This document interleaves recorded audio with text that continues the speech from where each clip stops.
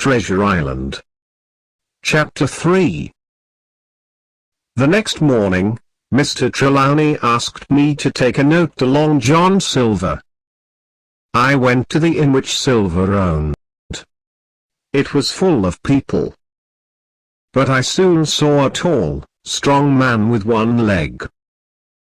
He looked very happy and seemed to know all of the people there. I walked up to him and gave him the note. When he saw that it was from Mr. Trelawney, he looked surprised and said, "Ah, you must be the new ship's boy." At that moment, one of the men in the inn quickly left the room. I saw that he had 3 fingers on one hand. "It's Black Dog," I called. "Stop him." "Yes, stop him."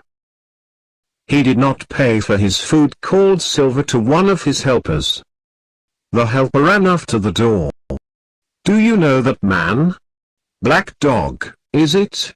Silver asked me. "Yes, he was one of the men who attacked my home." "Did Mr. Trelawney tell you about that?" I replied. "Ah, yes. I've seen him in my inn before. He sometimes comes with a blind man."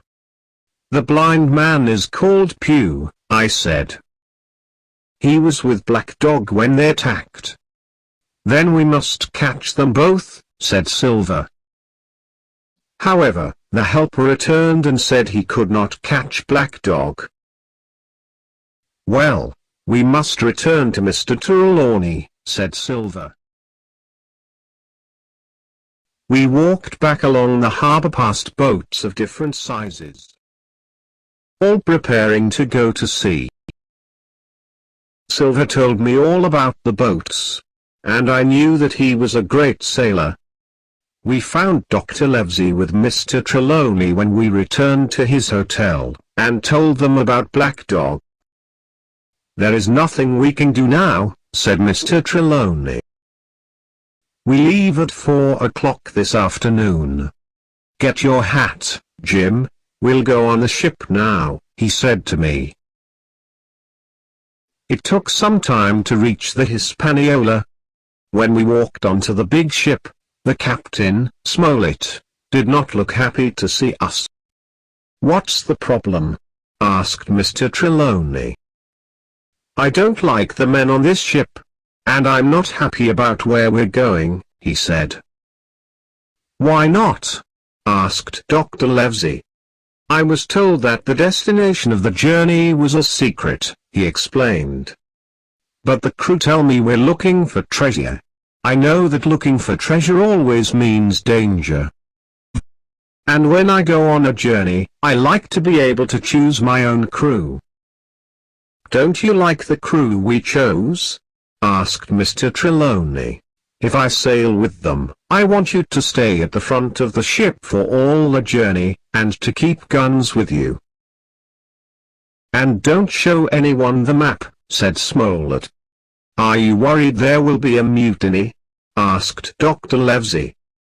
"It's my job to keep you safe, that's all," said Smollett, and walked to another part of the ship. "I think you've 2 good men on the ship," said Dr. Livesey. "That's Long John Silver and Captain Smollett." "I know Long John Silver is a good man," said Mr. Trelawney, "but I don't think Captain Smollett is." I agreed with Mr. Trelawney. I did not like Captain Smollett. The Hispaniola finally left Bristol and our long journey began. Silver was able to walk around the ship on one leg, using only a crutch. All the men liked him and he was a good cook, his kitchen always clean. When he wasn't working, he looked after his parrot. He called it Captain Flint and said it was 200 years old. The parrot could talk, too, which always made me laugh. One night, before I went to bed, I decided to eat an apple. The apples were kept in a big barrel, which I climbed inside, because it was nearly empty. Before I left the barrel, I heard a man talking nearby. It was Silver, and what he said was terrible. On the journey, Flint was the captain, he said. It was then that I lost my leg and Pew became blind. After the journey, I put a lot of money in the bank. It was a great journey, and most of the same crew are on this ship today.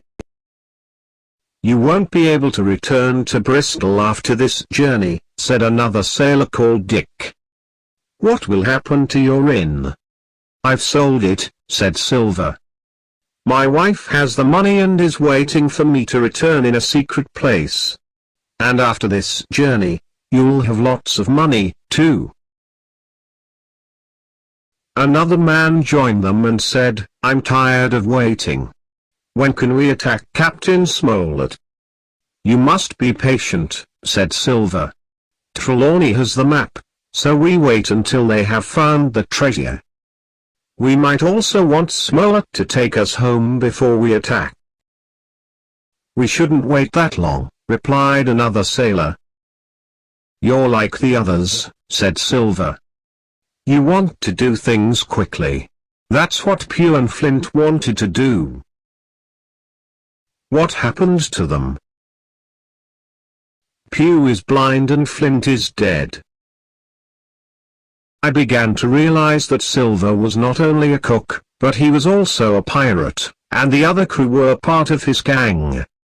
No, we wait, continued Silver.